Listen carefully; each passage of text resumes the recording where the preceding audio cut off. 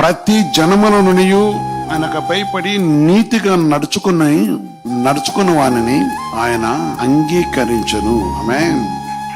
దేవుడు నన్ను చిన్న చూపు చూశాడు, దేవుడు నా వైపు తెరచుకోవడలేదు, దేవుడు నాకు ఈ శిక్ష పెట్టాడు, దేవుడు నేను మొరపెట్టి వినలేదు.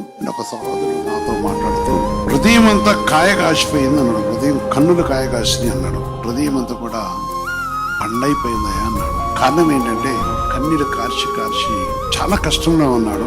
చివరికి ప్రభుని విడిచిపెట్టే పరిస్థితి, అంటే ప్రభుని ఆత్మకి విరోధంగా తన పరిస్థితి మారాల్సి వచ్చింది. కారణం ఏంటంటే చాలా మంది జీవితంలో జరిగే విషయం ఏంటంటే దేవునికి ఇష్టం కాని వాటిలో ప్రవేశిస్తూ దేవునికి ఇష్టం కాని కార్యములు చేస్తూ దేవుడు నన్ను చూడలేదు అనే వాళ్ళు చాలా మంది ఉన్నారు. అది కనుక దేవుడు మాట్లాడాడు. దేవుడు నన్ను శోధిస్తున్నాడు అనే మాట కొందరు మాట్లాడుతున్నారు. దేవుడు నాకు ఈ శోధన పెట్టాడు. ఇక్కడ ఏమన్నాడంటే ప్రతి జనములోనూ ప్రపంచంలో దేశంలో జాబు రిలీజ్ చేయాలన్నా లిస్టు పెడతారు. ఈ సర్వోన్నతమైన దేవుడు ఏ లిస్టు పెట్టలేదు. సర్వ మానవులు కూడా రక్షకుడై ఉన్నాడు ఆయన.